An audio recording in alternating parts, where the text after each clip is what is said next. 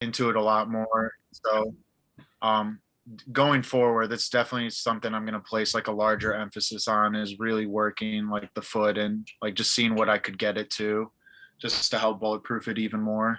Yeah. Do you Because it's think like it can you help? can always like prepare for athletic events of like how you might roll it, but I mean, there's always going to be those life events where, I mean, the unexpected happens, and like I don't think it, no matter how strong my ankle was, like the way I landed on it, like with my full body weight, I think that was going to snap anyways. So, but yeah, just going forward, I'm just going to try to place a lot more emphasis on it in my training. Mm, mm. You almost have to become obsessed with the injury. Yeah. Yeah, that's great. And how's your TikTok been? It's been going really good. You know, I'm like, I'm close to like 6,000 followers. So like each week I'm kind of like doubling. I did go through like a phase where like it's weird. You get like so like I had that one video that went crazy, and then like a few days after, I had a few videos that got like only like 500 or 600 views, which obviously going from like a few 100,000 to then that. So it was like a little discouraging, but like I just kind of like I looked at other big accounts and like I noticed they kind of go through similar fluctuations. Like and then also it's like you never know like what people are really going to gravitate to. Like I found that like hip mobility stuff people love because I mean most people have really tight hips, and mm, so I found that people really gravitate towards like the mobility work. Yeah, yeah, that's one of my favorite hip drills, and I thought like that would have done a lot better, but it didn't. And I just kind of like told myself like I can't get fixated on like this video didn't get as many views as this other one because it's still getting out to people. It's like people are still commenting like, "Oh, this stretch is amazing! Like it helped my hips so much." And like seeing that stuff, like I have to focus more on those positives rather than becoming obsessed about, "Oh, this didn't get as many views as these other videos, even though it should have." Like, and so it's just kind of like learning to like really like recenter myself and be like, "What's really important here?" Like, mm. it's not about the views and stuff. It's about helping people. Yeah. Yeah, that one went Yeah, off. that hip one. Yeah, and Sent it's like out. I find a like a mobility exercise, and I just think like, how can I regress this? Like it's kind of like Ben's approach, like making it as simple as possible, and then obviously showing. So like when I did the because that was like the pigeon stretch. Obviously, you can take it past those three. Like obviously, doing it on the ground is the most progressed version of it, but most people, like the average person that are gonna find your video, they're not the most athletic. So I Mm. mean, I had some guy commented that for that pigeon stretch, he's like, "Oh, I pulled my hamstring doing this. Like, any like recommendations?" And it's like, you really do have to simplify it for like the average person. I like where a lot of the where you've actually take out clips of wrestling. Yeah, I found if you can show people examples of how these movements are beneficial for the sport, they're so much more interested because I mean, there's so many people that say like, "Oh, I have the best training methodology for sports." But when you really show people and like for wrestling, that's what I'm passionate about, so I see it in every match that I watch. It just like it clicks for me right away, whereas other sports I really do have to kind of watch like game like footage to like really like look for it. But with wrestling, like I just think ATG is so beneficial for it that it kind of it's more easier for me to find clips on that. But I think people really do gravitate to showing the examples, and so I think that's like a weekly video I'm going to do, just showing ATG movements and then like having a clip to go with each movement. It's just going through your TikTok now. It seems that the most popular videos are the ones that you did actually take clips of other like recordings of wrestling and then all that kind of stuff and other sports. Yeah. By the looks of it. No, yeah, that's dead on. It's those ones are definitely the ones that people gravitate towards. Mm, this is 39 point. It's about 40,000. Yeah, yeah, I love it. I think it's cool, man. This is about nearly 50,000 views. I love that one.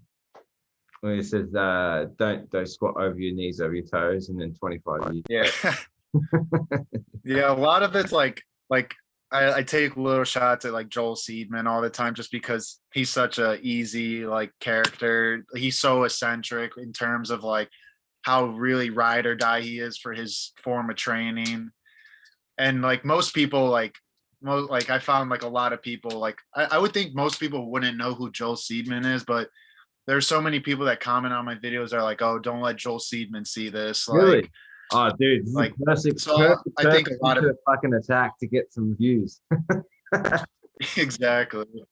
Hey, gotta do it, And man. I mean he's like a ride or die and like he's pretty like out there in terms of like he like I look through his like comments sometimes and like he has hundreds of people that are like, dude, you're wrong. And like he'll be like going to war with these people, like, no, like I know I'm right and stuff. And so I mean he kind of brings it upon himself. And in the same sense, that's why he's so like such a big Easy figure target. within the fitness community right now, is because he doesn't back down from it. So I don't know. Obviously, I have nothing against Joel, like nothing personally, but it's just an easy target to kind of take little shots at here and there.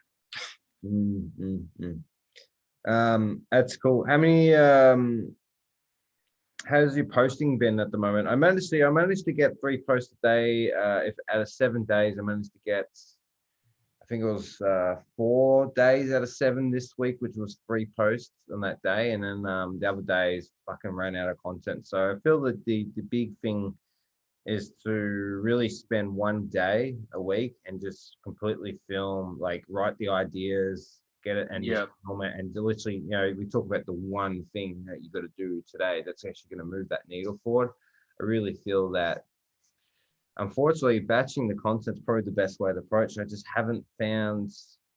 Because I thought, I love you hear your perspective on this. I feel like I was like, oh, cool, I'll just document as I go throughout the days. And honestly, some days work like that, but there's other days when I got caught up with Yeah. clients or meetings or whatever it is. So I Mhm. don't know how you've been finding the posting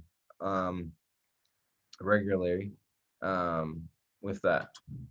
Yeah, I completely agree with you in terms of like there are some days where it's like the ideas are coming really easy. Like I'll have a whole notepad of like what I want to do and stuff. And then other days it's like I can't even think of a single idea. Yeah, And yeah, so yeah, definitely. I've definitely felt that. Like it was the other day. I was like, fuck, I did not think of anything at the moment. yeah, and I think it's pretty normal because that's like with training. Some days you feel amazing, like you're killing it, and then other days like it's like a struggle to get through the workout. So I've tried not like I tried to do what you've been saying, like record a bunch of stuff so like maybe I could use it in the future for something else. Um, I've Mhm. kind of cut back like I think at most now, like this past week I had like 1 or 2 days where I had 2 videos, but the rest I've kind of just gone down to 1 video a day just because like it is really hard to put out 3 videos. Like I completely recognize that. And like without feeling like you're redoing stuff that you've already done. And so and I kind Yeah. of like tell myself like there are a few videos that I did when I first started my account that I thought like I could probably redo this a lot better, like whether it's the editing or just the way I explain it. And so in that sense, like I'll redo some stuff, but also it's just kind of like finding out what people want me to do. So like on my most recent video of the one where it was basically the same thing where I just show examples of ATG exercises. I just asked the question, what other sports would you like me to find examples for? Just so I Mm, can get some more ideas. mm, Um, mm. I've had a bunch of people like messaging me, like, what would you recommend for, like this kind of knee pain? And this And I is all for refer, TikTok. Is this all for TikTok? yeah, this is pretty much on Wow. TikTok. I have a few people that like, since I have my Instagram attached to it, they'll I need to message me actually, on that's something Instagram. a good thing. I need to attach the Instagram. Yeah, and and since like obviously if you have like your Instagram DMs, it's easier for them to contact you. Whereas like you have to be following each other on TikTok to DM each Okay, other. yeah, that's true. So I have noticed that I get a lot more of those on Instagram. And like every now and then I'll get a few followers from TikTok on Instagram, but I mean, it's mainly just like people asking questions. So whenever someone asks me a question of like what they want, like I just write that down to do like a video of in the future. But I think I would recommend doing a video where you perform an ATG exercise, whether it's like one or two, and then you find a sporting example, because people love that. Because even I'm not sure the coach's name, but on TikTok he's like the Low Back Project, and he did one of those videos where he showed some positions in sports and how that relates to it, and that one did pretty good for him as well. So I think it's a format that us as like a group could do really well. And there's so many sports that like I'm gonna miss a bunch, or I'm just not gonna cover that. Like I haven't done any like other combat sports other than wrestling.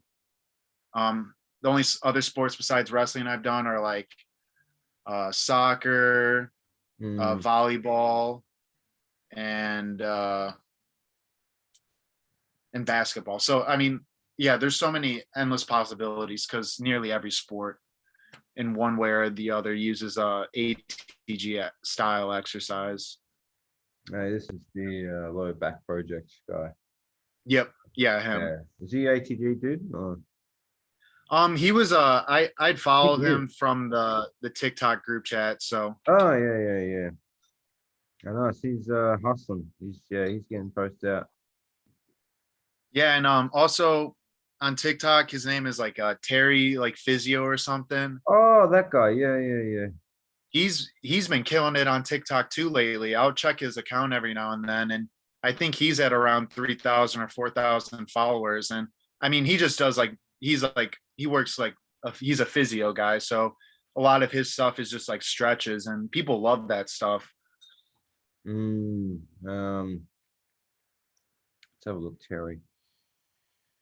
Because I tell myself more people on TikTok aren't athletes than there are athletes on TikTok, and so if you're doing mobility stuff, like the average person will see that and they'll be like, oh, I could do that, rather than if, I'm doing like something a little bit more what they would view as complicated, they won't gravitate towards it. Mm,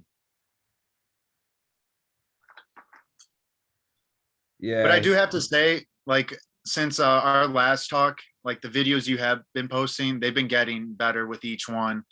Because like one of your first ones, I was gonna make a comment like the cars driving by kind of like drowned out what you were saying. But then I noticed as the week went on, like you made sure you were like lowering like the sound of what you were recording through the phone. And that's what it is. That's the biggest thing. It's just learning, like dude. like filming it and then posting it and be like, oh, I could have improved that a little bit more or something. So I've noticed you've been doing that. Yeah, I've definitely noticed the videos, the editing of the videos get better. Yeah, You know what I mean? I think we get quite pedantic of how perfect it needs to be and all that kind of stuff. But I think it comes down to, as cliche as it kind of sounds, but it comes down to execution and then just kind of figure it out along the way. And as long as you're putting content out, that's the win. exactly. Yeah. So I'm definitely going to experiment tomorrow of just basically the one thing I'm going to be doing is just filming content and Yeah. just patch it up for the week. Like, because the problem is you can't really edit. I don't know, maybe you can yet, or maybe not, but I don't know if you can edit the videos and then save them and then post them later. I don't know if you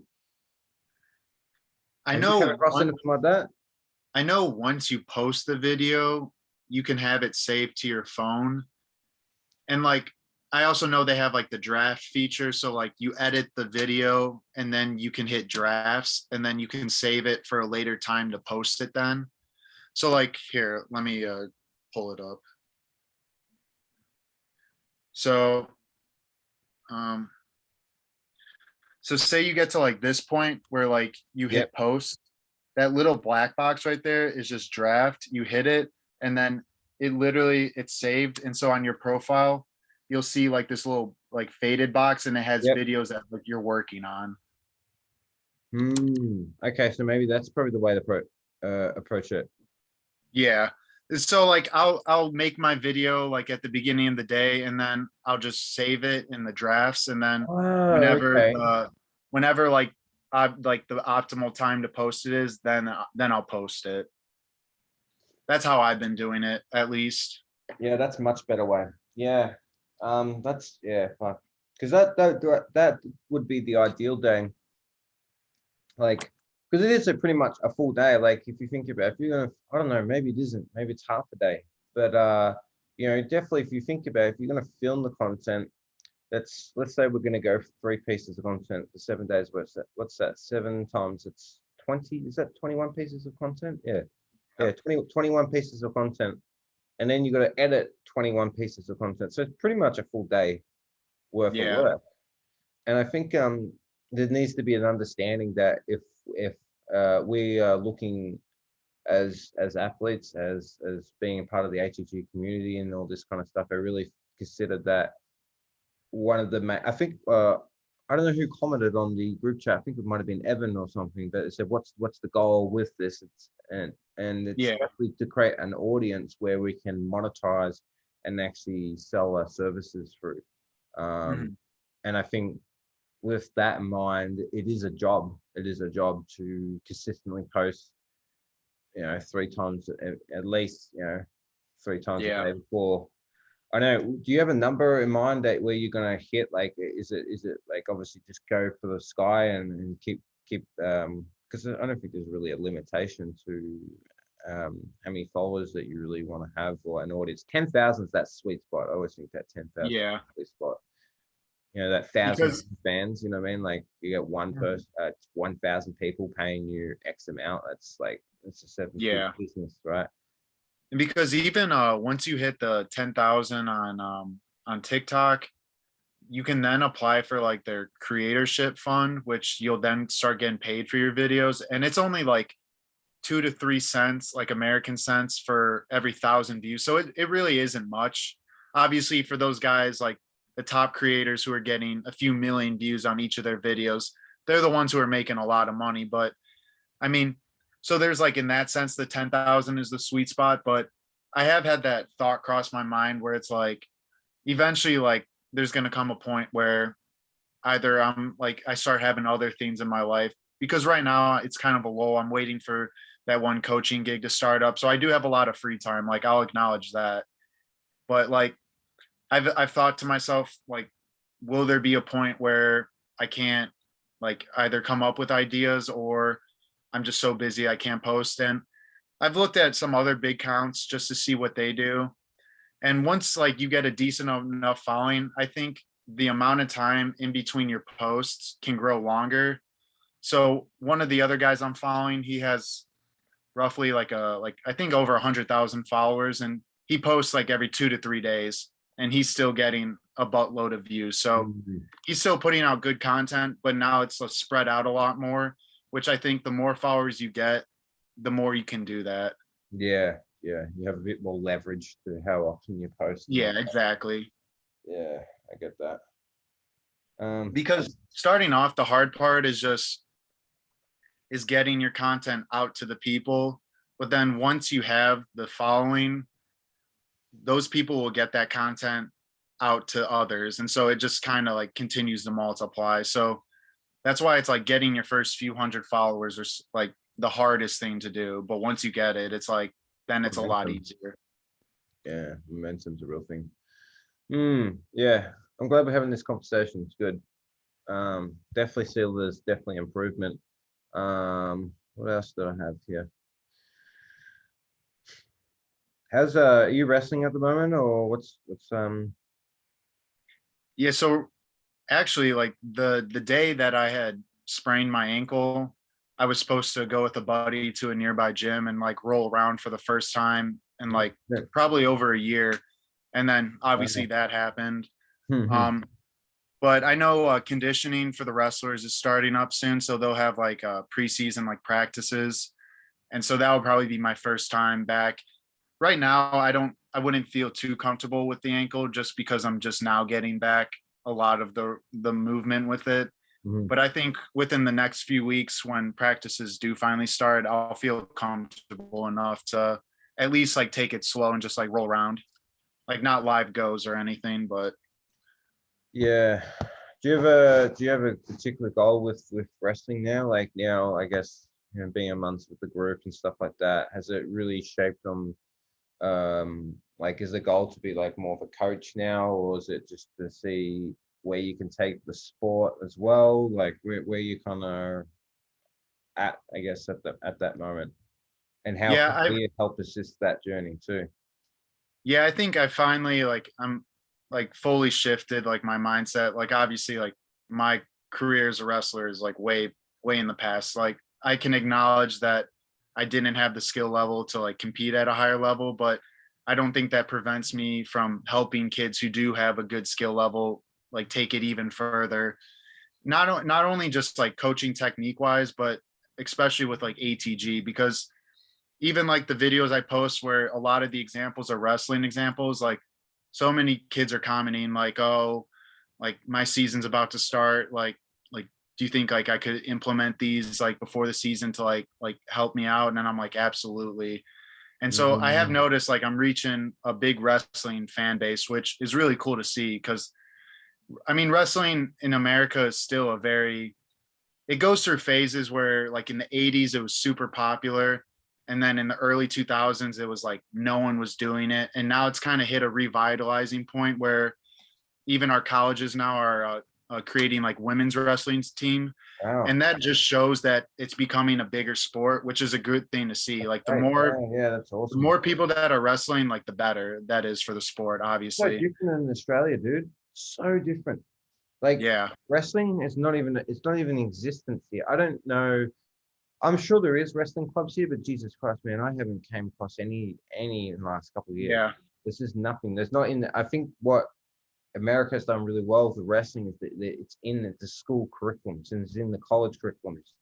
We don't mm, have that. We have football or soccer or cricket. Like, you know what I yeah. mean?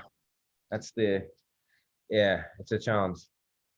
And that's what I think jujitsu does really good is like there's like so many jujitsu like gyms like in like it seems all over the world now where Yeah. So even if like it doesn't matter how old you are, you can walk into a gym and sign up and get started.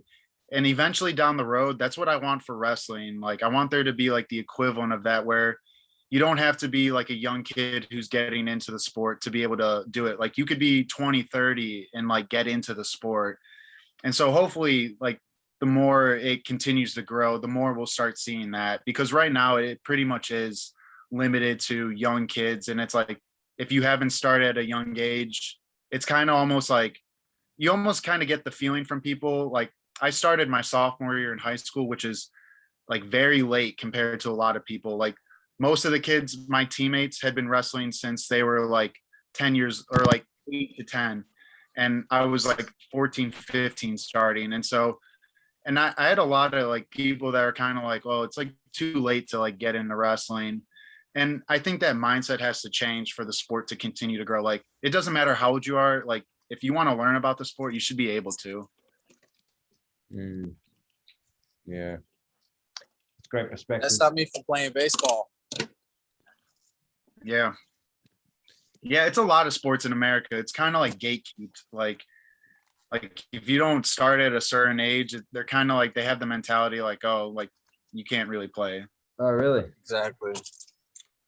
Yeah, it's very different here. Yeah. Fuck. How you going, Nick? How you going, Nick? Uh, we call it Pee Wee here. I guess sports starting from a young age. Yeah. And I mean, I think that's a big issue is, I mean, people always ask the question, like I can think of like American, like soccer or like football. Like a lot of people are always like, we put in so much money for this training and like, how is the US team not even making the World Cup? And it's because so much of like soccer now in the US is it's becoming a very expensive sport, like travel soccer. Like if you want to get even recognized at the high school level and like scouting for colleges, it's like you have to be playing year round and you have to be dishing a lot of money to be on these really good teams. And it's like, how many kids are we who could potentially be some of the best athletes who can't do it because they don't have the funds or whatnot? And so I think that's a lot of sports in America. That's their biggest issue, is that it's become more about like, oh, my kid's on this team and I'm paying like 10 grand a month or whatever for them to be on. And that's a very extreme, but I'm just thinking like for some sports like hockey. And it doesn't surprise me that the US isn't the best in every sport. It's because we gatekeep it behind like a paywall for people. So I think that's, I don't know, I'm just kind of going on a rant in terms of like Yeah, what's cool. wrong with like youth athletics in America. Do you see, I guess with the challenge with the finances and stuff, do you see now as youth athletes now, it's more important in ever to help educate them too on how to build their own brand as well? Yeah, I mean, yeah, and that's going to become an even bigger thing now because colleges in the US just like made it so athletes can make money off their names. And Really? so, yeah, and that had been such a big issue for probably the past 10 years, especially as social media has gotten bigger. These guys get huge followings on social media, but they can't make any money off of it. And so, I mean, I'm sure, I mean, I've always kind of had the philosophy that like at a young age, kids should be doing a lot of sports to not only expose their body to different like movements and whatnot, but also just to keep from burning out. And so I don't know if that's going to force kids to feel like they need to like pick a certain niche even sooner than they already are. And so I don't know, there's going to be some pros and some cons to it, but I don't know. It's something new that kind of has to think about. And even as a coach, like there's times where like, yeah, I want to work with all athletes, but at the same time, I do see the benefit of really focusing on a specific like subgroup, like grapplers or whatnot. Hmm. Yeah, I think that's true. How's your training been, Nick? It's been awesome, man. I'm like I said, I'm getting super tight. My hip flexors and back started hurting a little bit this week. Other than that, I'm feeling solid, feeling sharp. Then my cardio's amazing. Just want to go 20 rounds. Whereabouts is your low back pain, dude? So I would say it's right above my iliac crest, like right above my hips, right above my bones. The tailbone. Yeah. Where do you think that pain is referring from? Like, where do you think? Do you think it's from the hip flexors? Yeah, I think it's the psoas where it attaches to the spine. Yeah.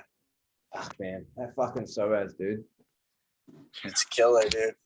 For so many, especially guard. I play guard so much, and I'm just constantly pulling, and then people load themselves on top of me, and that's just that much more load, and it's just the whole time that I'm rolling like that. I didn't even think about that. Yeah. What do you guys think the perceived measure is with releasing the psoas? With I guess in wrestling as well, but in grappling itself, but probably is arguably when we say hip flexors, we're probably also referring to psoas. Have you guys found any sort of remedies or ways to approach to release the psoas from your own experience? For me, just doing a kind of hip extension. So Yeah, just a lot of glute work does it for me. Yep. Yeah, I agree with that. Like it can be hurting, and I can just hop down and do a bunch of squats, and it goes away for a little while. As long as I do the squats with a glute focus on the way up. Yeah. That's interesting. What about you guys? I mean, I used to like kind of like in like when I was wrestling in high school, that I would have the same thing. I'd really have like a knot all the time in that area. And I mean, I would kind of just over rely on using like myofascial release with like a lacrosse ball and really digging it in there. But it's like what Ben says. Like that's just like a short-term remedy. Like you're really not solving the issue there because it's just going to return, and it always did. Like I would have to roll with a lacrosse ball before like every practice pretty much, and afterwards. And so yeah, I've same thing. Like we're just working on hip extension. Seems like where I really don't have that kind of pain anymore. Obviously, I'm not like what you like you're saying. Like you're always in that position, so it makes Right. sense that your psoas is really like letting you know that it's hurting or it's sore. Yeah. And I've been thinking a lot about how if I would just strengthen it to a great degree, doing the hip flexor pulls that Ben has everybody doing, if I would do that, if it would still bother me as much, I think I'd overload it a lot right now. And it, obviously I'm doing it a lot right now because I'm in the training camp. So it's just double as bad, but Yeah. yeah, I think it would help a lot if I would just focus and do those hip flexor pulls. Yeah, I think those would definitely help you out. I mean, even if you're just doing really lightweight just for like higher reps, just to get some blood flow into the area. Right. Yeah, I think it would probably benefit you at least a little bit, but I understand your concern. Like you already have such like a high training volume right now that pushing it a little bit more might aggravate it right now. Yeah. What would the world champion do, Nick? What would the world champion Nick do? It's a good damn question, man. Yeah, good question. That's the reality, man. You're not here to participate. You know what I mean? I mean, yeah, sure, absolutely, we can have some fun, but fuck me, like, what's the point of participating if you're not winning? You're right. You know what I mean? You're 100% right. I think definitely, like, fuck, I don't know. And this can obviously be translated in our own lives, but like, fuck, man, like, shoot for the fucking stars. Like, what, you know, and regardless of everyone's opinions of, but like, you know, Mayweather, you know, McGregor and all them, they're not the, well, yeah, they are some of the best fighters out there, but what they've done really well is they've fucking built a brand as well at the same time. And that's where, what, 1% of athletes can do, done really well. Doing the unthinkable, yeah. Like I've listened to stories when Mayweather would promote his brands to like 3 a.m. at nightclubs, still drinking water and BCAAs, and then go to the gym and train. Like, you know what I mean? Like that kind of mentality. Right. I mean, yeah, it is like the cliche quote that like you should tell people like your goals and dreams and like they should laugh at you and be like, that's never gonna happen. It's like if it isn't that extreme, like you're probably lowballing yourself a lot. And obviously you have to have realistic goals, but like know yourself what is realistic compared to what other people know. So I completely agree with that. So what are some ways you think you can go about doing that? Kind of just videoing you doing your sport and training for it, and then putting that out there, and then I don't know what else. Same way you build any other brand, I guess, right? Yeah, well, yeah, pretty much. Yeah, I mean, talking about your journey so far too, like on a podcast or like, hey, I'm happy to I got like nearly 60 episodes on my little podcast platform, which problem is it's not consistent though. So maybe we can have a chat and then you can talk about your journey and then I can record it for you. And then I can upload it to mine and I can share you the audio link and you can maybe start your own one. I don't know, maybe that could be something else too, just down the track. That's a great idea, man. Because definitely I feel like you have really cool stuff to talk about. And I feel like it could help a lot of people. But it also will increase the level of accountability that you have towards yourself as well. Because Nick, you just recently kind of went pro for like BJJ, right? Right. I think a lot of people would be this year. Yeah, I think a lot of people would be interested in terms of like what it is like transitioning from like amateur to professional and the challenges that go with that, the changes in training. Like I could see a lot of people being interested in that because I'm sure there's a buttload of people that were in your position where, you know, they're considering making that move of whether or not to go pro or not. So I think that would definitely be like having your story like that. That could definitely draw a lot of people. Yeah, that makes me think of some struggles I've been having lately. Like, there's been so much pressure on me to train enough, to train hard enough, to eat right, to weigh in at the right weight. And I'm feeling the pressure, and it almost makes you like your sport less. Yeah. All of that pressure. And I know that's a common issue, and that's definitely something I could talk about like how I deal with that and stuff like that. No, definitely. Because I mean, even like whenever I hear like professional fighters like Cowboy Cerrone like talk about, like I still get like sickly nervous before each of my fights, because you always have in your mind like, oh, these dudes are savages, like they're not human, and a lot of them are, like they're a different breed. But like when you hear a fighter like kind of like almost just become like honest, and like he really like it gets personal, where he's like, yeah, dude, like this still like scares the shit out of me, and I have over like 50 professional fights.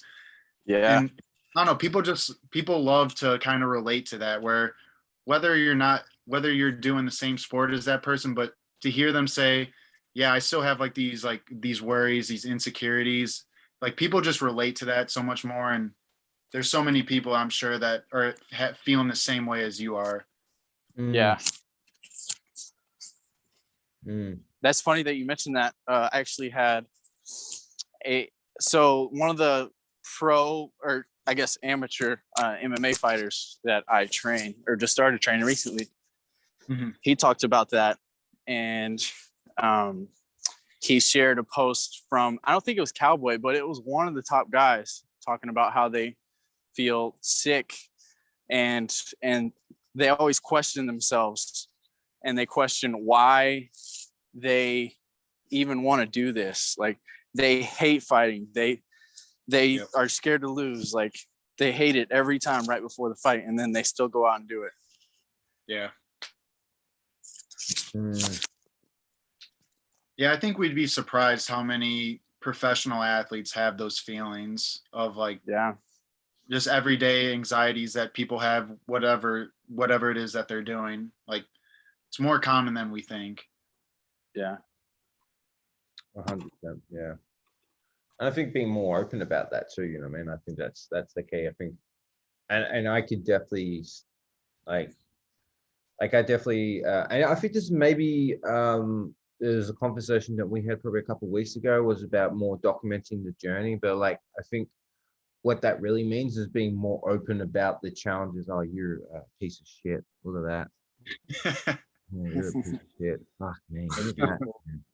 Hey man, actually, I must say, I love Australia for its geographic location and some of the most prettiest places in the world, but Jesus Christ, man, America, dude, this is endless amount of height, man. Endless. There's cool places everywhere, man. Australia does everywhere. look That's what I love ridiculously about it. dope. Ah, fuck, man. Different. About to get on this I know water I've completely tower. gone off topic what I was supposed to say, but how do you find not living near the ocean? That's a interesting question. I'm interested in. I would say that I probably like it. I suppose it's I don't pros think and I would cons, like right? being close. What was that? Pros and cons with it, right? Right. I don't know if I would like being near the ocean. Don't you? Yeah, I have a friend who recently just moved from my hometown, and he's living out in Miami now. So he's right on. Ooh. Like his property is literally a 5-minute walk to the beach, and he always talks about like he starts off his morning each day like going for a walk. He's like, it's so nice. Like I don't know. Obviously, he glorifies it a little bit, and like you said, there's pros and cons, but I do see the appeal of it. But it's kind of like when you've grown up, never like living right next to the ocean. It really isn't like, it doesn't seem like that crazy of like a thing. You'd rather be next to the mountains or something like that. Yeah, Okay. I mean, Yeah. I'm in Illinois, so it's pretty just like flat ground. Like there isn't that much Oof. crazy. Where's I know again, I'm right off track, but where's Illinois? It's like in the Midwest, so it's kind of like dead center almost. It's Really? Yeah, more, pretty much right in the middle. yeah. How do you spell it? Illinois.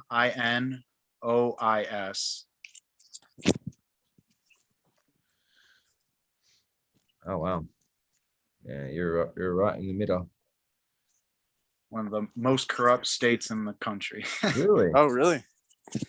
Oh, I mean, at least like our governors, yeah, are horrible Yeah, historically, at least. dude, everywhere's fucking corrupt now, dude.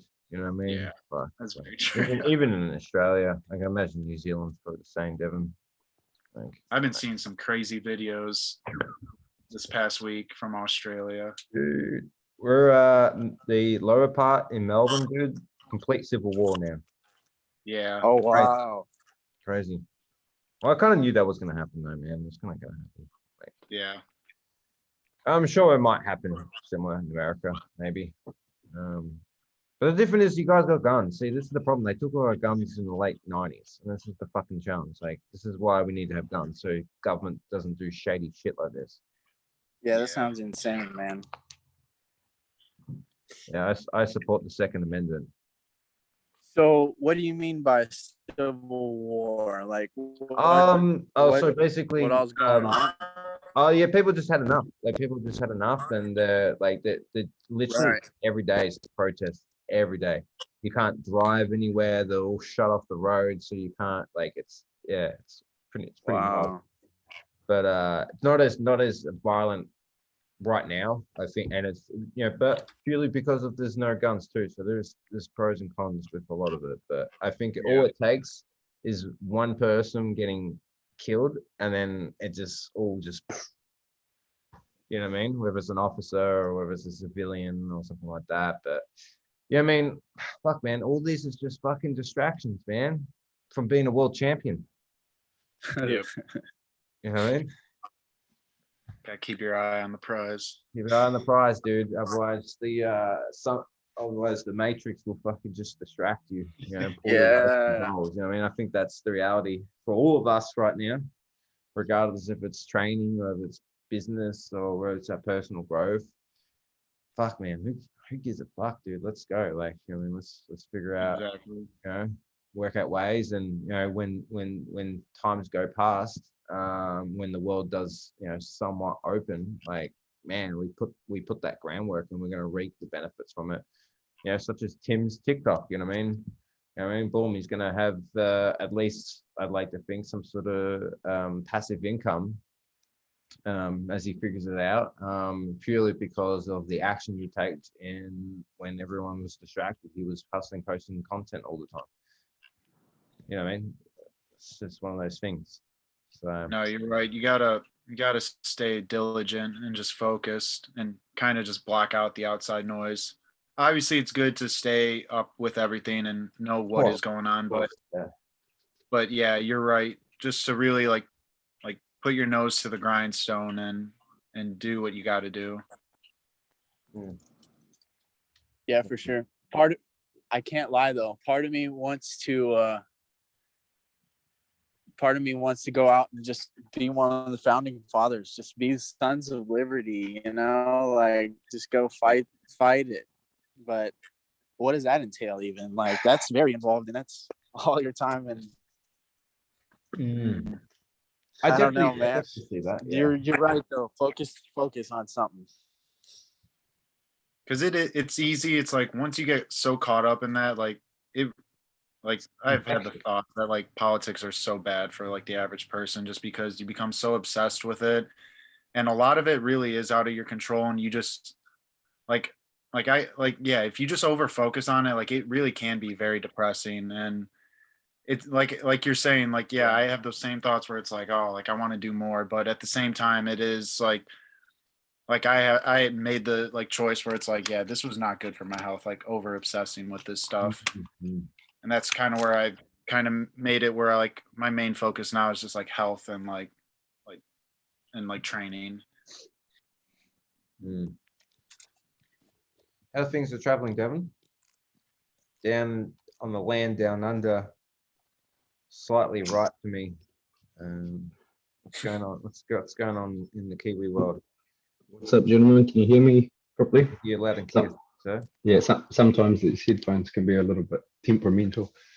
Yeah, the land of Kiwi. Well, the current status of things here is in Auckland, where I reside, is still level 3, which, for those of you that don't know, level 3 is basically level 4 in disguise, and it basically means stay home, save lives. You're not meant to go anywhere, but basically now you can get takeaways, and the big control mechanism that's being used right now is KFC. If you want to enrich your life, go to KFC. I'm not even kidding. So I say that jokingly in some regards, but behind every joke there's a truth. So what I've seen since we've gone to level 3 is 2 to 3 hour queues for McDonald's drive-throughs and KFC drive-throughs. Outside of that, on a positive note, level 3 does allow me to have surgery on Friday, which is all confirmed. I will be reporting to the hospital at 6:45 a.m. on Friday for partial meniscectomy and reconstruction of my ACL. So that's all good. Yeah, in the political landscape, you guys have seen my couple of videos I've done about who lives and who dies, and then the most recent one was a bit more of a positive perspective on it. Having gratitude for nurses and essential workers, which is supermarket staff here, getting behind those people when they voice their concerns, because their exposure is massive, and then also actually believing that change is possible. To your point about politics and that, I think what's powerful about what's happening in Melbourne right now, although I do think there's often better ways to do it, at least the statement that's being made with the 3 days of massive protest is that people are saying they want change, and it's in your face, it's confronting. And I don't know if I've said it here, but I have said it many times in my life. Violence doesn't necessarily solve things, but it gives an expression of things that need to be solved, and it can provide a useful milestone or point for us to move forward from.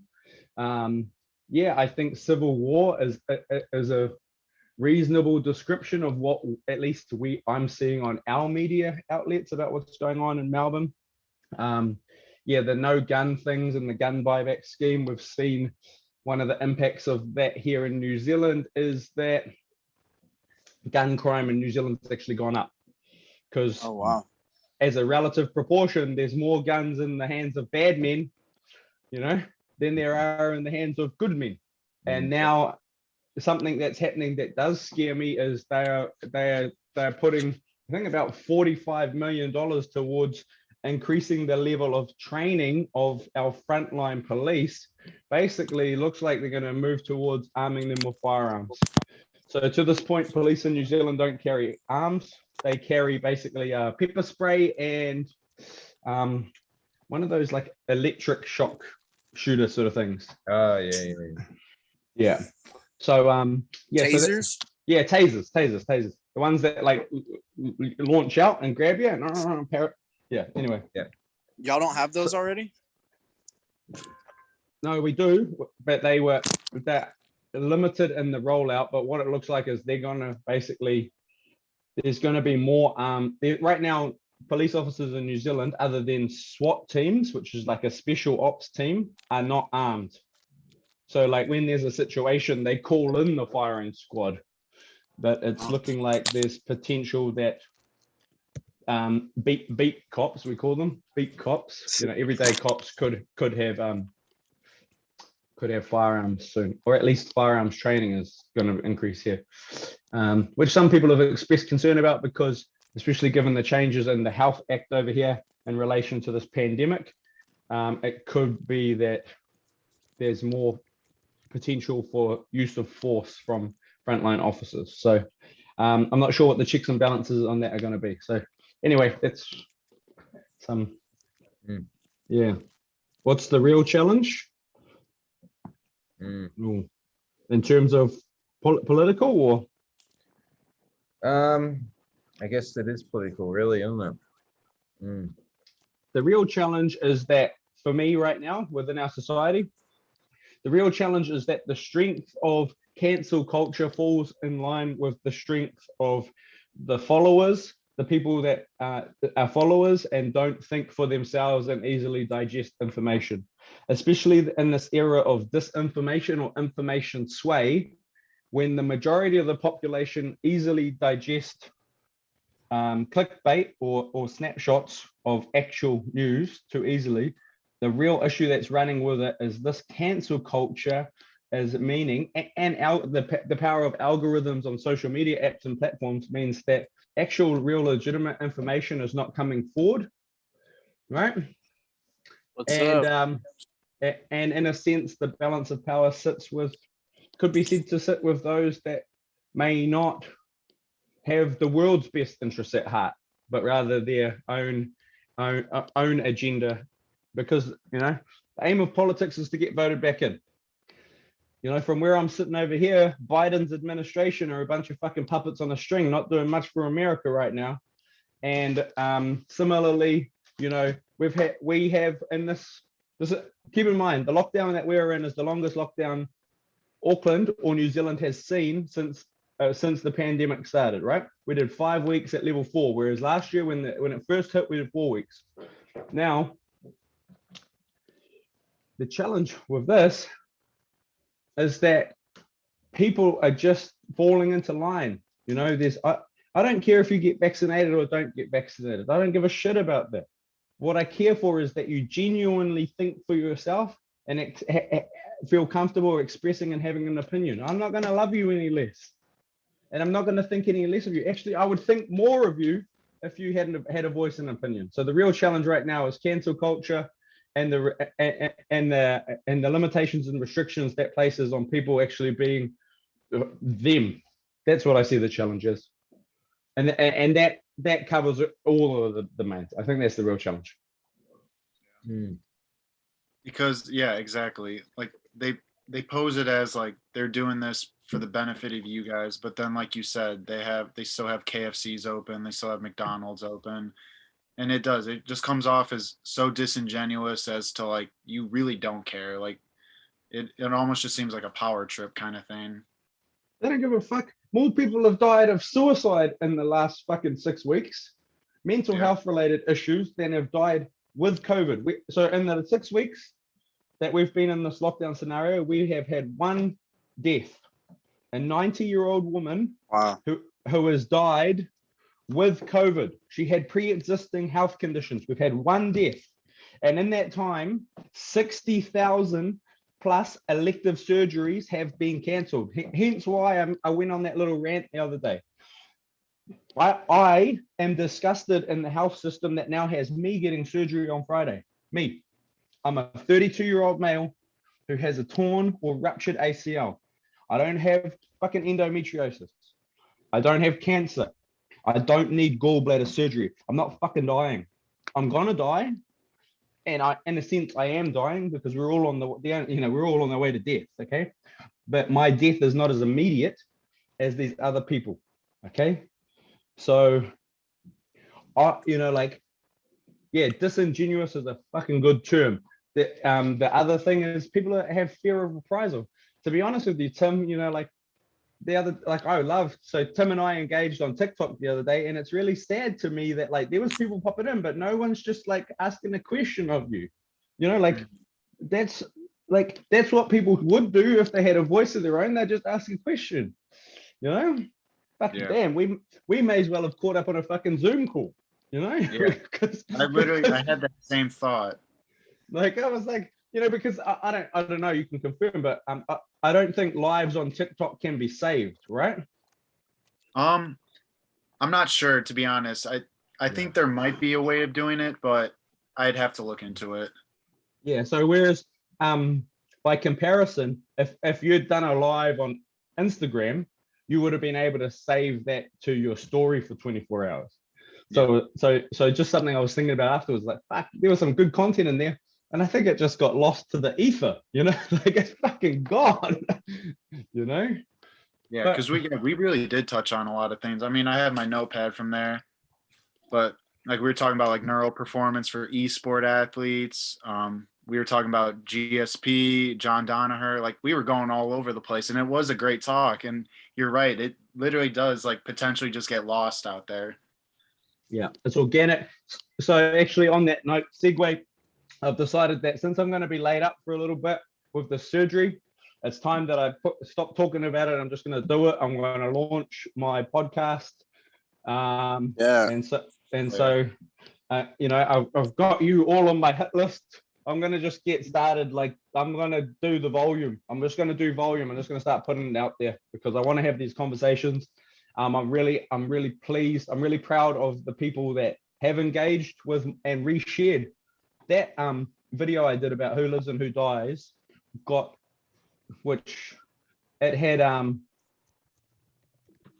I reached like 70% of accounts who don't follow me. 70% of the accounts that it reached don't follow me. It got reshared nearly 20 times, which for me, that's big insights. And I think it's now had close to 3,000 views, you know? So people want, what that says to me is people want to have that conversation, but they don't necessarily want to champion the conversation. So yeah, that's went on a little rant. Sorry, gentlemen. I'm really passionate. I'm passionate about what's going on, you know? As you should be. As we all should be. Yeah. I think this is a great opportunity to really just like really try and not try, I don't want to use the word try, but like step up, you know what I mean? Like really step up to what your idea, vision or goal is, or whatever, you know, whatever that may be. And really something that I'm really aiming at the moment, really head on, is there any limiting beliefs or any sort of mindset issues, or is there anything that is holding me back right now? I'm really leaning in towards that uncomfortable feeling, you know, like it's I'm sure maybe all of you have experienced this at some point, like the ability to actually rest and actually pause. You know, you don't have to work all the time. That's something that I've been in this loop for quite some time now, only to probably about recently, is to slow down things and actually pause. And I contribute my neck and my lower back injury purely because I haven't rested enough. Like, yes, there could be some better warm-ups, absolutely, like 100%. That's definitely one part, but the second part was I wasn't resting enough too. And that can also it is holding me back. It's like I can't train jiu-jitsu at the moment. Probably next week I'll be able to, but I'm unable to train now, you know what I mean? So it's still somewhat limiting on what I can and cannot do. Yeah. I'm going to give you a little insight into my world based on what you just said, Lockie. I'm going to turn my camera around if I can. So this is what I look at every day on my fridge. The major key to your better future is you. And I am on a mission to change and optimize movement, health, and wellness education for young people in New Zealand. Okay. That's what I look at every day. That's why I am passionate about what we just spoke about. That's why, like, for me to actually have an impact and achieve that mission, I have to be having these conversations. You just got to start now. Yeah. Start now, you know? And you also have to be the, you know, there's that saying, like, you be the change you want to see in the world. That means we have to be living and breathing it too. Like, it's disingenuous of me to be like talking this and talking that. And then that's why I feel a bit disingenuous about going for surgery this Friday. It's like, fuck, here I am talking about the healthcare system, then I'm fucking going for surgery. Like, this is not fucking good, you know? I feel like a hypocrite. I feel like a dick, to be honest. But what I want to draw attention to is that that's the difference between being in the ACC system here. So if you've got cancer, go and have an accident, fall over, you'll get surgery faster. You know what I mean? Go fall over and break something, because that's really what the system. So if you've got an injury, if you're a sports person, you'll get better treatment than a general everyday person. That's the story here. The sick care system. I call it the symptom management system. That's what it is. Absolutely.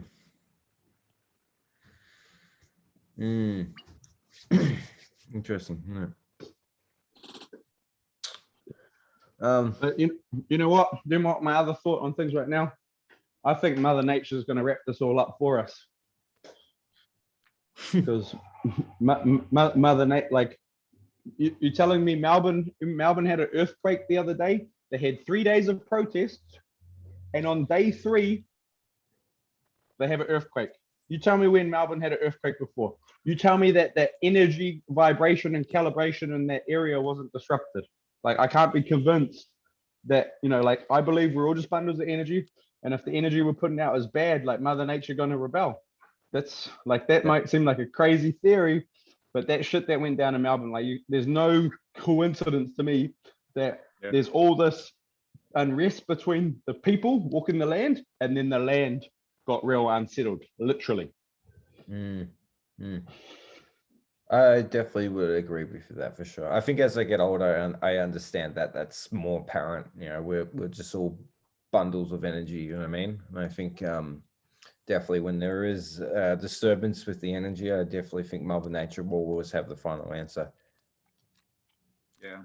I mean, yeah, it's like the idea of, it's a book I read, but like it's called the energy bus, and it's like the thing talking about people's energies, and it's like the thing, like, you hang around like a person that you don't know why, you just like kind of like begin to resent them just because of the way they act. And in the book, he calls those people like energy vampires, because it doesn't matter how good of energy you're putting out, like when you're around that person, it's just like it feels exhausting. Like, you literally begin to like manifest like actual like physical ailments. Like I can think of one person in my mind, and just being around them, like I would get headaches, like I would get low back pain, like stuff that would be like, what the fuck? And like, yeah, there might have been other things that played into that, but it really is true that like the people who you surround yourself and the kind of energy they put out, it matters so much.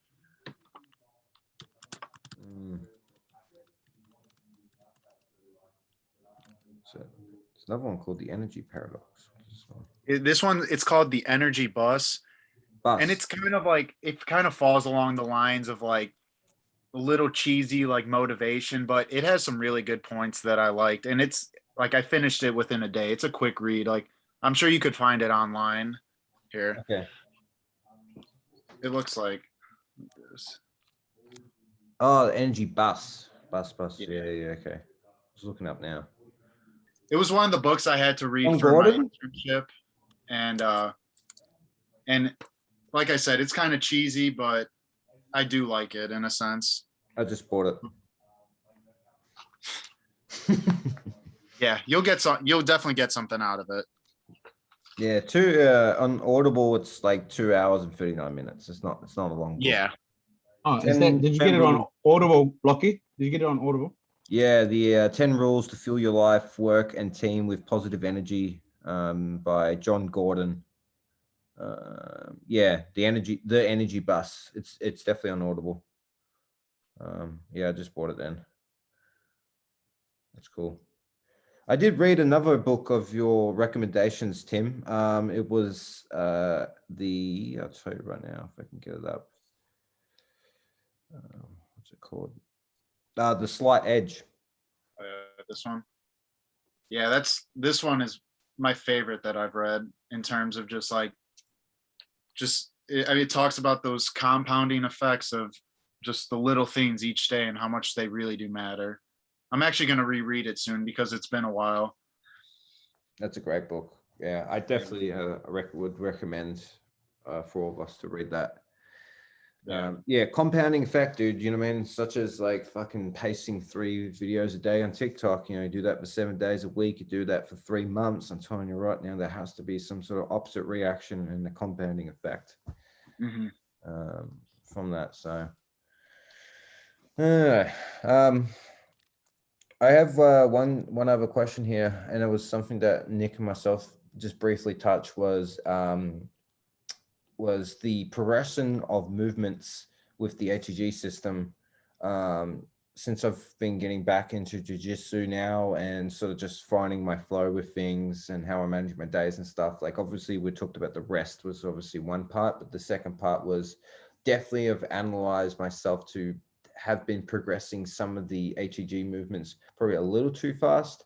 So where do you guys sit with that as far as is there a certain cues are you looking for to go, yep, cool, I'm moving to the next progression?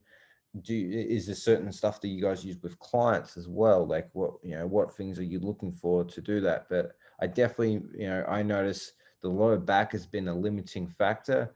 Hip flex is a limiting factor, and it's definitely limiting to me on how I get my palms to the grounds. And I'm really trying to self-diagnose, identify what is limiting so I can get that range of motion. So yeah, what have you guys done or currently doing with that right now? Yeah, I just, at least for myself personally, I try to meet all the standards, like bend places in terms of like when to move on. But then, yeah, just like really listening to my body, because yeah, there have been a few movements that like I know I just rushed way too fast, especially when I was first starting off, because like I went from like not being able to fully bend my left knee, and then when I was finally able to do that with like the elevated like a split squat with that front foot elevated, it was like I literally was like, holy shit, like I couldn't imagine this, because I remember when I first tried it, it was so painful. And then as soon as like I got that full bend, I like lowered the height way too fast. And then again, I started to get the knee pain. And so, I mean, just kind of like I said, just like telling myself that like what the big picture is and what I could accomplish if I just follow the course of how it should be, rather than being, oh, I just want to do a flat ground ATG split squat with, fuck ton of weight on my back.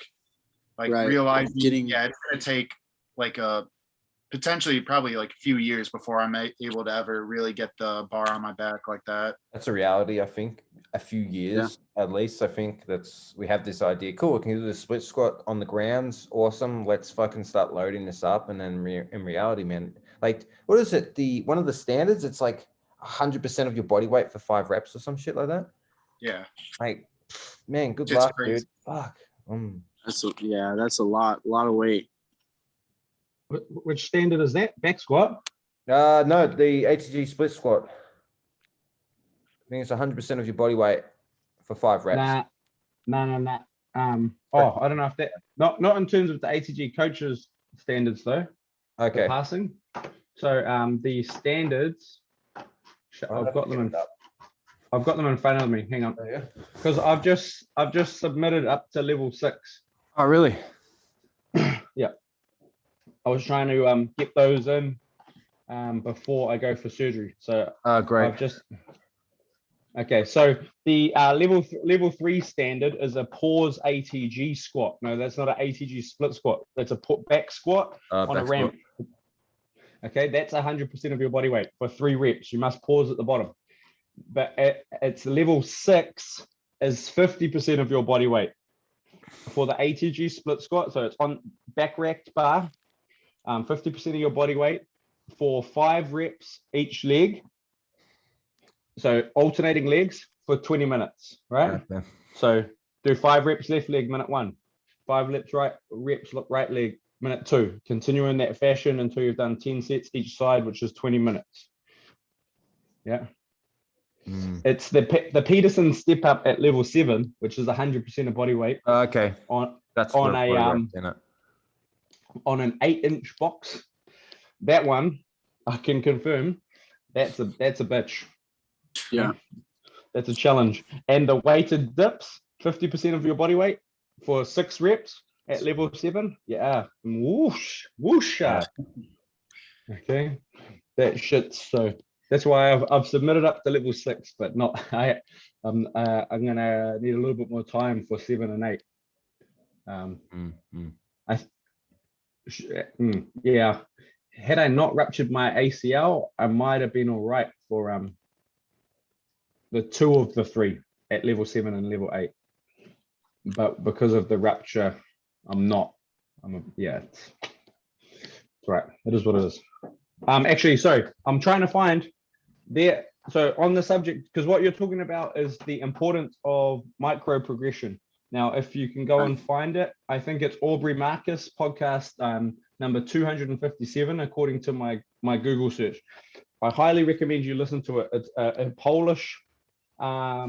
He's a Polish guy, I think, powerlifter, weightlifter. His name is Jerzy Grigorik. It's one of the best podcasts I've listened to about the value of micro progression, and just like not even like just the smallest progression. He's actually a poet as well, interestingly, this the gentleman. So he talks about, because that's what we're talking about, right? We want to, like you said, Nick, in the chat, we want to like rush it, like the next thing. There's a reason there's a reason periodization exists. There's a reason the programs are 12 weeks. And what I alluded to is it's actually the connective tissue we need the adaptation in, which is the tendons and ligaments, which has like far less blood supply. That's where I've gone wrong with a lot of my what can be called freak injuries, but it's because I'm probably guilty of having good muscle bulk that my tendons and ligaments can't actually support on some of my joint structures, and under certain levels of fatigue, or just got caught out in certain positions. You know what I mean? So that's why, 1, I would say the value of periodization, 2, the value of a 12-week program, and 3, within the 12-week program, the value of 3 weeks on, 1 week off. Like, that's where deload weeks come in. Now, some people might be okay with like 6 weeks on, 1 week off, but we have to deload. And above all of that, actually listening to our body and prioritizing the top 3 recovery strategies, which is sleep, nutrition, and hydration. Sleep, nutrition, and hydration. Now, on the sleep, on the sleep thing, tape your mouth. Honestly, tape your mouth. Last night, I had the best, like on record of my Garmin tracking of my sleep, I had the best sleep I have ever had. Really? Okay? In terms of REM sleep, in terms of deep sleep, like best on record. Yeah. I cannot check, like mouth taping is the best thing I have done for my recovery. I go to sleep faster. I sleep better. My dreams are fucking awesome. And then in the morning, the science is reflecting it. And the clincher, I had a couple of beers yesterday. And I usually sleep. I usually don't drink, and 2, I usually sleep like shit if I have a beer. Like, what do you want me to tell you? How do you go with the beard? No, you just. I'm gonna do a fucking. And I'm gonna grab my tape and I'm gonna fucking show you how I do it. Okay. All right, because my issue is the beard. I think Nick can relate. No, I think Tim's a clean shaven. Yeah, I can't grow shit. Oh man, So own it, dude. I'm jealous. it doesn't bother me personally. I'm able to just put it on my lips. Oh really? Yeah, because it's about the tape. The tape's not that unkind to you, Yeah. If anything, it's that your lips dry up a little bit. So in the morning. So 3M Next Care micropore tape in New Zealand is $6.50 at the pharmacy for 9 meters. I got 9 meters of this. I got way too much on Amazon. Like probably 10 batches of that. That means you can gift some to your clients. Right. That's true. Mm-hmm. Care packages. So I just rip a little bit off. I didn't even cut it. I just rip a little bit off. Oh, okay.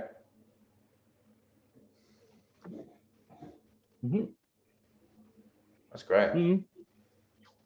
Oh, he's going for the double tap. Mm. See, it's the secret's the double tap. It's the double tap. I swear I had some. In the morning, it does feel like it definitely gets stuck, and you gotta pull it off. Right. Okay. The tip that I was given by Nigel Beach, who's the Wim Hof instructor here in New Zealand, is probably the leading one of the leading breathwork experts in New Zealand. He said, poke your tongue out in the morning. Poke your tongue out. He said, don't rip it off. Poke your tongue out. Oh fuck, that's smart. Yeah, and you just go in the morning, poke the tongue out. It breaks it, and then I just that one little tip from him was the game changer. Yeah, that's great. I think I have some. I've been doing it on and off the past couple weeks. Off because it's a challenge for me, simply because when I put it on, I'm a mouth breather for the most part, and I struggle with that. I try to change that daily, and I focus on breathing through my nose, but my nose is clogged up a lot of the time. And so whenever I do go to sleep, it takes 20 minutes maybe with me putting that mouth tape on. It takes about 20 minutes for my nose to open up and be able to breathe comfortably, where I don't feel like I'm going to die if I don't pay attention to it, you know? Like I have to really focus to be able to breathe, and it's a little scary for me. Yeah. And so I'm wondering if that gets better. I know James Nestor always talks about, like, the more you breathe through your nose, the easier it gets and your nasal passages open up. And so I'm hoping that's the case and that's what happens. But as of right now, that's my struggle. Yeah, I have the same exact thing. And last night was the first time in a while that I've had that, where you almost start to kind of like hyperventilate a little bit, because it's you really can't get anything in, especially when you have one nostril fully closed. Exactly. Always one fully closed.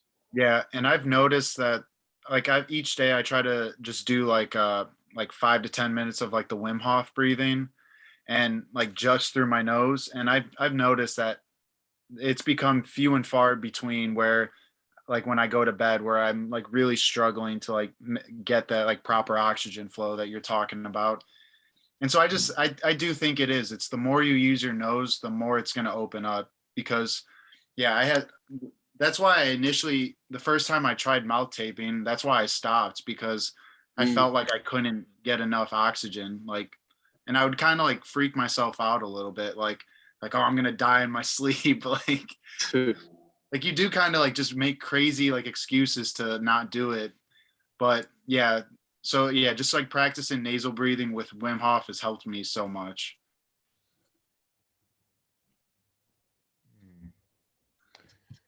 That's great. I'd suggest just taping your mouth when you're reading a book, Nick.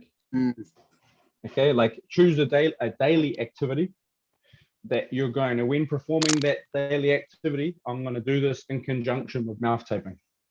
Sure. So I always tape my mouth when I'm reading my book. So I'll have my cup of tea, and then I tape my mouth, and I read my book in bed.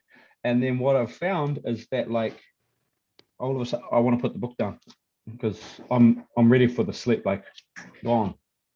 So for me, that's the process that I've followed, that like eases that calm, because reading the book, it puts my focus on the reading, and I just forget that the mouth's taped, and then I put the book down and I'm gone. I tell you what, like, I'm only a few days in.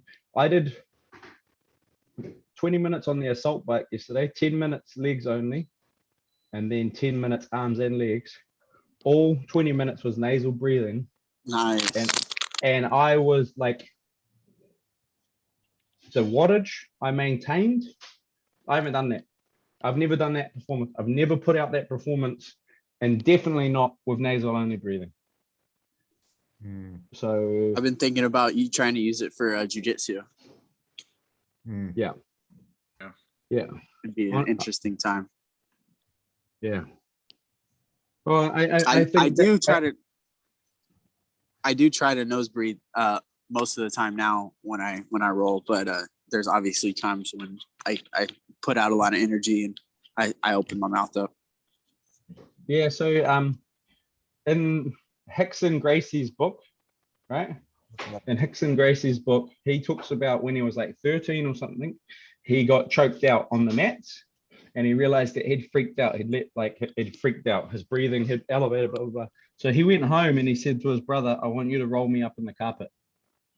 I want you to roll me up in the carpet, and I don't care if I like scream for my life. You don't let me out until 10 minutes has passed. So he did this day one, 10 minutes. He said when he surrendered to his fate, he was able to find his calm. Now he said something in the book Breathe. I'm listening to it on Audible. I don't have the hard copy, but I'm listening to it. He said something in there that struck a chord with me, and I wrote it down. He said word for word something like something to the effect of, my ability to accept anything, including my own death, has been the most powerful thing for me in my life. So he rolled up in the carpet 10 minutes. Day 2, he came home, he did it again, 15 minutes. Day 3, he said, but after 3 days of being rolled up in the carpet, feeling the compression of the carpet being, it must have been a heavy carpet or whatever. He said after 3 days, he found what it was to breathe. Yeah. Yeah, that one. Yeah, I think it's like 6 hours on Audible. But Yeah. if you're like me, if you're like me and you listen to things at 1.5 speed, you can get through some shit real fast. I'll send That's a it. good Back to the progressions. So my challenge is that I guess it's all well and good listening to your body and knowing when, because my body, it doesn't hurt necessarily when I'm doing these, like the ATG elevated heel squat, but it's really cracky, creaky, and it's right on the edge, I feel like. And then there's times where it does hurt, very occasionally. But my thing is with our clients, what would we have them do there, or like how would we get them to explain that to us? If it doesn't actually hurt them, it's not pain, but it's just, I don't know, a little uncomfortable, would we go ahead and try to get them to scale it back? I mean, I think go go ahead.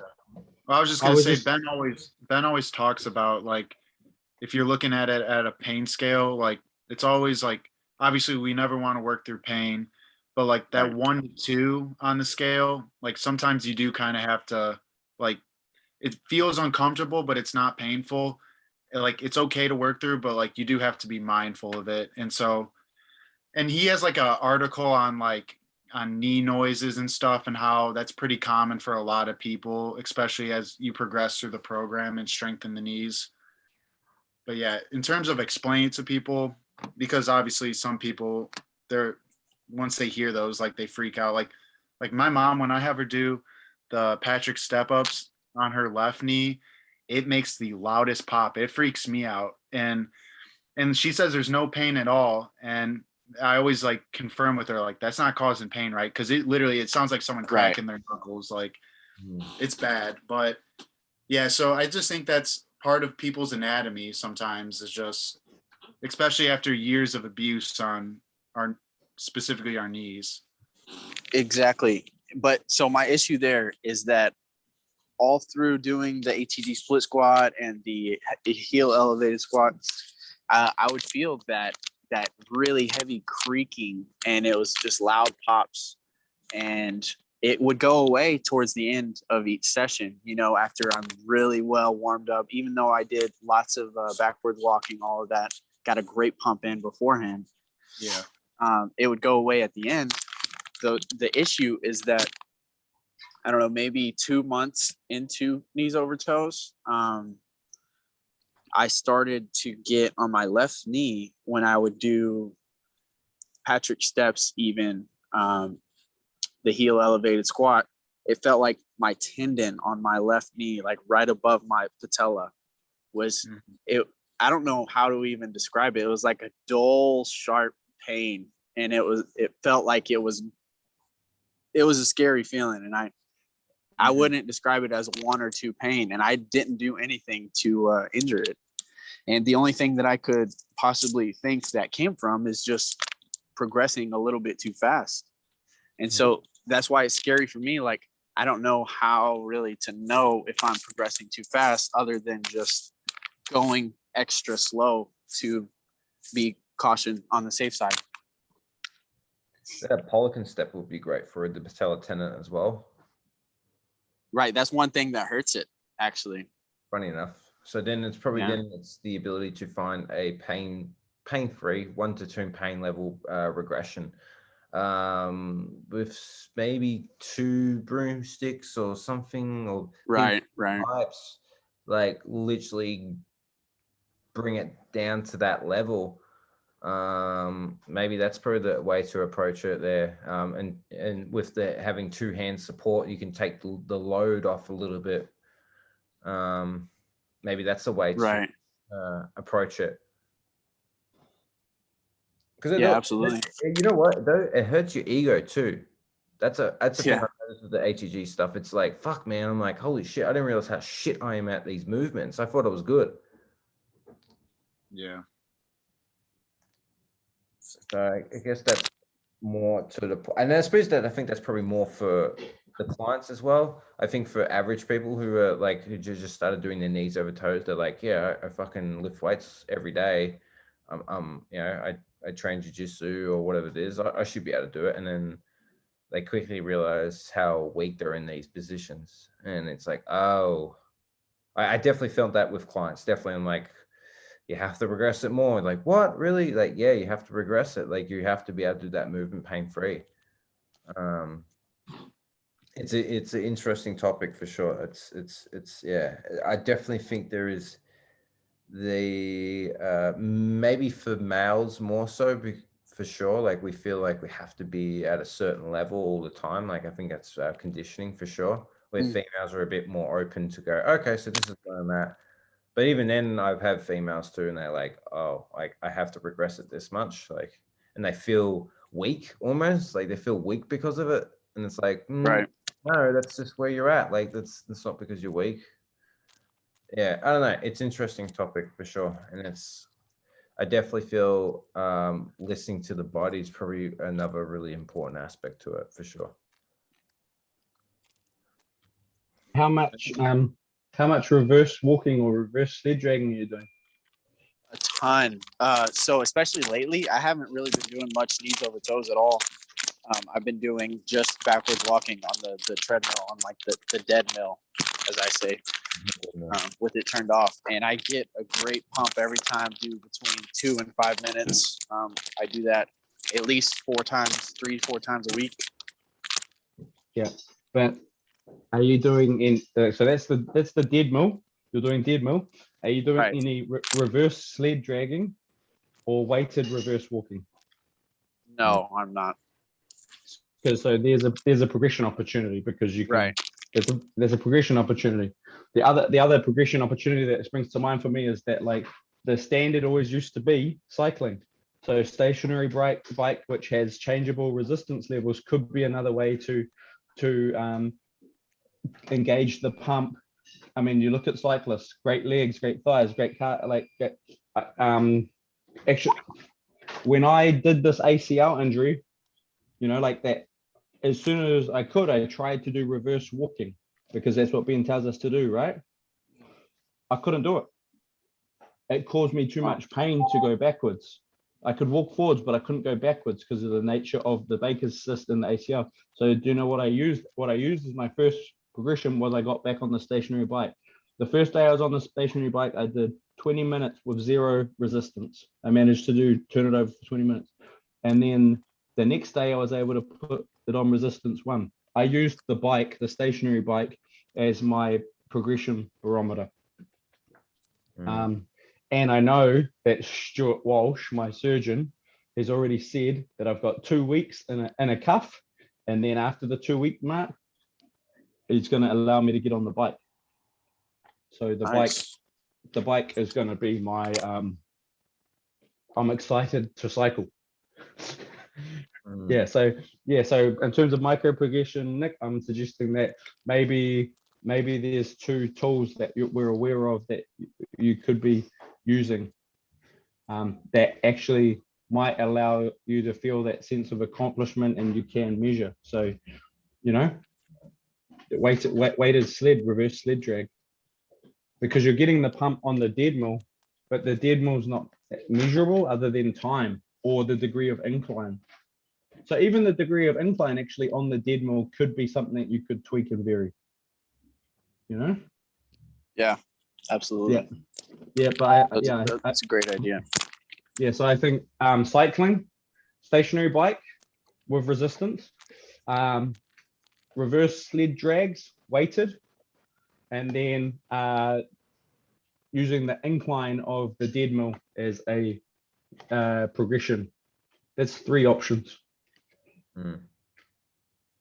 So I tried the incline on the dead mill. That actually made it easier somehow, but I changed it. But yeah, the stationary bike.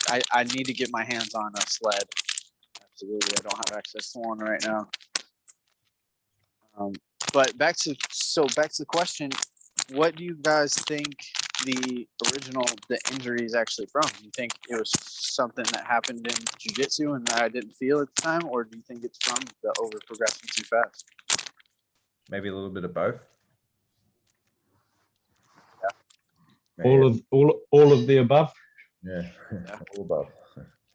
Yeah, I think there's too many variables behind the injury, and the injury is done, and the more important thing right now is to know the way out of the injury. Right, absolutely, and I agree with that. I just need to. I guess I'm worried about the future and the clients, how fast to progress clients, because I know that I have probably pushed clients a little too fast, judging just by this for me. So I would just, what I would use to get them to progress is if they're flexible enough first, if they can do it with the right technique, and if it didn't cause any pain for them, then I would get them to move on to the next progression, right? But it seems the more I think about that and the more experience that I'm in right now, that may be a little bit limited. Yeah, for sure. Okay, well then I'm going to lean on the community for a moment. Anthony Agatarap, I think his name is, he did an awesome summit presentation, assess, don't guess, the value of assessment. Then in terms of progression, to answer the question, and there's been some changes, so it's not as clear as it used to be, but you could suggest that, say, let's take movement 1, wall tibialis. If they can do 25 reps unbroken, six with their foot 6 inches away from the wall, right? Then they've passed that test, and then they could start to maybe explore single leg tibialis raises for 5 reps. You know what I mean? Progressing towards the next target. Then you've got the FHL class raise. If they can do 25 reps unbroken with their heels off the off that, you know, in that set up position with the heels off the ground, then you could increase, even another way, you could go increase the volume of the sets, right? Same idea with the Patrick step up is if you can do 25 reps unbroken each side with your foot flat on the ground, now you've graduated to 2-inch elevation, right? If you can do 25 reps unbroken at 2-inch elevation, now you can go to 3 inches of elevation. Having those in place. Yeah, and that's the same principle that would apply across all of the programs. Is that the kind of response that you're aiming for here, Nick? Yeah, for the most part. I think I'm looking for a certain type of feeling that you should get, which that's hard because it's going to be different for everybody. But maybe just like to where it feels more like a muscle and not like a pull. But I'm not sure, man. Yeah, I mean, Not sure. I like what Tim said earlier about using the RPE or the pain scale too.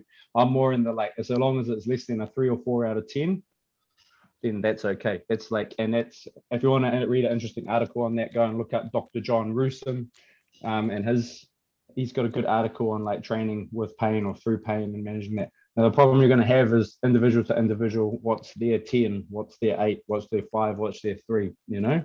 Some people won't have an understanding of what that is, their RPE, but they'll figure that out, you know? And the other thing is like, this is something that I had to adjust to. And I don't know whether part of this is at play for you here, Nick. Sometime early on in my coaching career, I wanted more for these people than they wanted for themselves. Right. Which is a good thing, right? Yeah. But I also have to remind myself that it's their goals. And if they're happy with the session, if they felt good doing that exercise, and then, yeah, they're satisfied with what they did. Oh, cool. You want to move on to the next? Yeah, cool. It's not about me. It's personal training. It's about them. So I've had to remind myself again and again over my career that yes, at the beginning, I have an impact conversation. I sit down, I assess their goals, and I know what I think the best roadmap is to get to their goals. If they haven't bought into the process, if I can't continually get them buying into the process, then I'm imposing my expectations on them rather than understanding their expectations for themselves. Do you know what I mean? So long as the client is satisfied, right? Like, you're doing a great job. If the client is satisfied and you're giving them 10% of what you know they need, you're doing even better. If the customer is satisfied and you manage to give them 20% of what you know they need, you're doing fucking great. From my perspective. Great perspective. Right? I was really guilty early on in my coaching career at times of like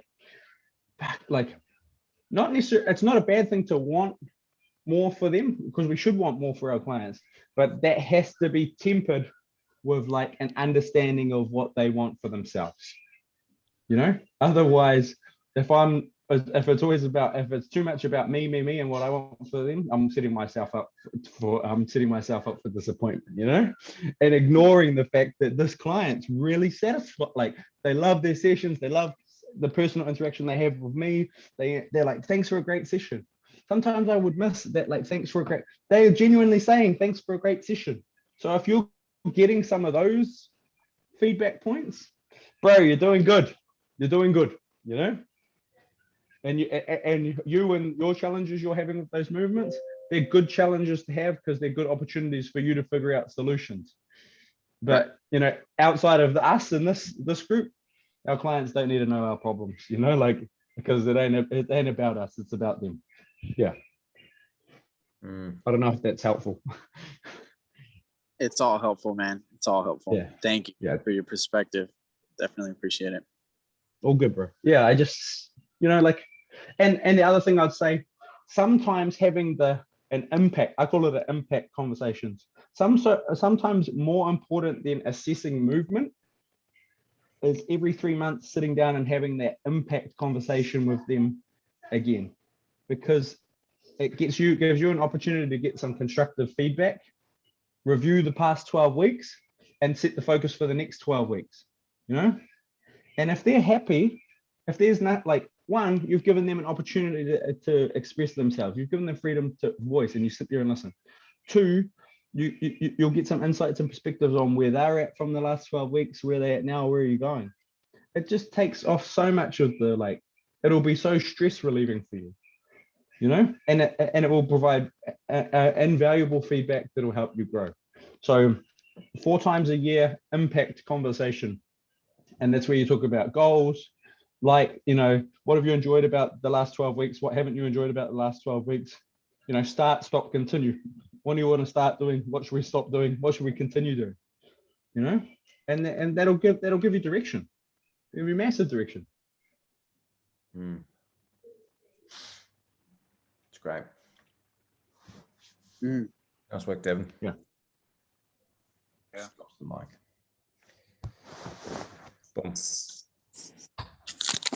Boom. Fuck, guys. Does anyone have anything else to add to it, or anything else to the call or anything like that? I just have one thing. For next week, I'm looking to do just a little bit earlier because I'm looking to do a hike with my girl. So the time would be 2 hours earlier for the call. Does that work with everyone? Or should it be a little bit later? Because I can do later as well, but I'm ideally it would be 6 a.m. for me. So yeah, I'm not too sure what time that would be. It'll be like what, 3 o'clock, maybe 4 o'clock in American time. What time would that work with you, Devin? Yeah, earlier is good for me. We've just had daylight savings changes, Yeah, so okay, that might work. my 10 a.m. became 11 a.m. Earlier on the Sunday is good because I'm up at 6 a.m. Okay, perfect. You know? Yeah, so that'd be like, that'll be 8 a.m. for you. Yeah. So Yeah, if you want to do earlier, cool. If you want to explore changing days, cool.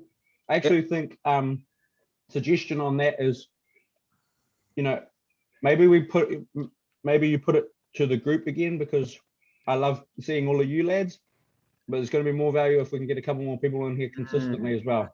Yeah, cool. So I'm open to a complete day change, time change, even Right.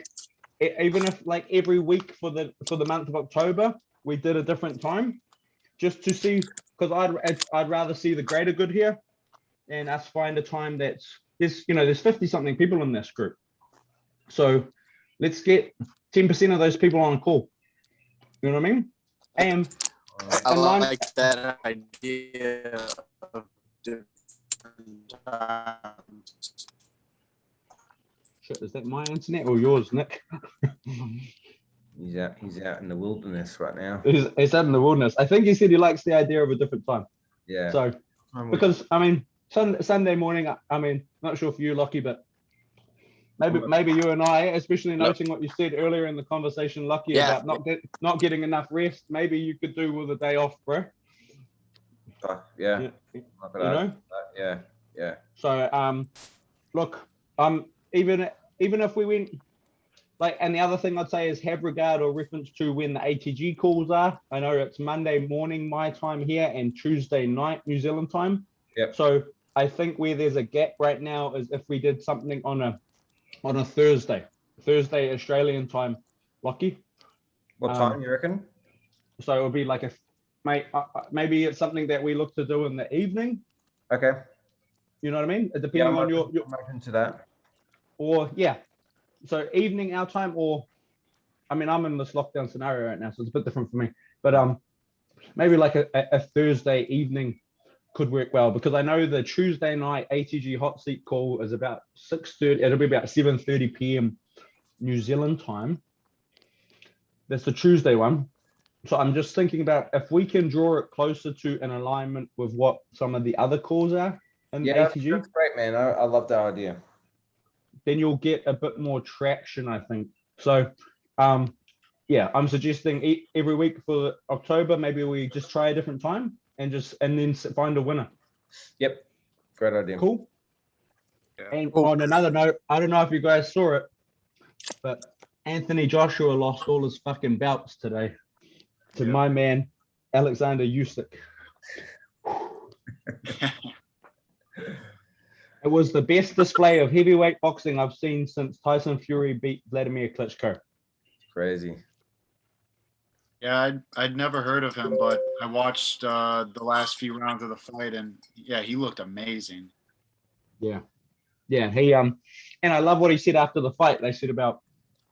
He said, "No, I was never looking for a knockout because my team told me not to look for the knockout, and I followed the team strategy." Yep. Because heavyweight boxing so much can get caught up in knockout. Yeah. Anyway, I think let's. Nice work, nice action there, Lockie, on messaging the group. I see that. On it, bro. On it. Yeah. And I think I would also suggest that like Saturday night in the US is probably not the best, like massive credit to Nick and Tim for jumping in on Saturday nights, Hey, I haven't seen our boy Ethan for a minute. Where's that boy? Yeah, I haven't heard from him either because I was talking to him for a bit on Instagram, but that was probably a week and a half ago at this point. Give him a message. I can shoot him a message. Let's all shoot him a message. All right. Sorry, Lockie. Anything else? Nah, dude, that's it. I just messaged Ethan. No, man, I always value you guys' time. It's been awesome hanging out. Really constructive call today. And yeah, definitely moving forward. I feel like definitely let's start experimenting some different times. I'll definitely make sure I'm accountable, make sure I'm always on them. And let's see for the month of October. Let's just, like I said, experiment and see what the most popular time is.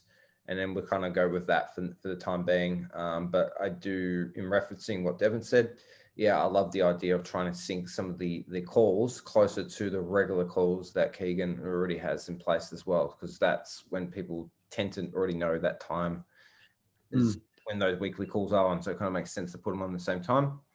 But as we said, we're just figuring out along the way. So we just take more action and deal with the new challenges that present through the art of taking action. So in line with that, last suggestion would be to contact Franz and see if what times they may have used previously that they got good traction with. And I know that recently, because Keegan's moving, they've dropped sometimes. So maybe there's times that were being used more recently, which this call could fill that void, because I think there's people that are wanting to do calls right now, but if you go to the events, there's none right now. So there's an opportunity right now. Yeah, definitely. I think if we can get that call on the ATG, the Mighty Network, I think that's going to be great. For sure, because it is something like we are collaborating. It is a call. It's a call every week, so it just seems silly that I know I will message Keegan today. As I said, I will message Keegan about it and see what we can do. I want him to be on the call as well, but he did mention to me, 2 weeks ago, he's just under pump because he's trying to relocate to the other side of the world. And then the other thing that I think we should attach a theme, like a strict theme to the next call. Yep. A strict theme, a strict topic. I know I'm guilty of going off on little tangents and that. We like freestyle sometimes enough to freestyle, but I think we can get more out of the call by having a theme for sure, 100%. And I think it means that it's easier to market and promote to others in the community, right? That's really where I'm thinking. It's like, okay, that's a subject matter that I want to talk about, or I have experience and I can contribute to this conversation. Cool. Then they're going to come. Yeah. So, Love that. Sweet. All right, gentlemen. I got to roll. It's been a pleasure to be with you, gentlemen. As per, dude. Yeah, Devin. Good time hanging out, dudes. Yeah. Let's go, Volkanovski. Let's go. Yeah, Volkanovski. Woo! Man. And come on, we know the best fight on the card is going to be the Lawler one, Robbie Lawler and Diaz. All right, that's going to be an interesting fight. And can you believe how stacked this card is? Dan the Hangman Hooker didn't even make the main card. He's on the prelims. That's ridiculous. Wow. Crazy. But he's game. Right. Yeah. Well, he only just got. I don't know if you follow Dan Hangman Hooker. He only just got his passport back a week ago. Yep. Flew in like 2 days ago. Made weight. He's good to go. Crazy. Insane. All right. I gotta go. Thank you, gentlemen. Boys, thank you. It's been great. Yep. And we'll chat during the week. It's gonna be cool. Let's keep definitely. Have a good weekend, guys. Yeah, you too, Tim. You guys are almost done with the weekend, so. Let's go. But hey, every day's the same day, you know what I mean? Hey, man. That's right. All right, boys. We'll talk to you a little bit later, all right? Adios. All right. See you, boys.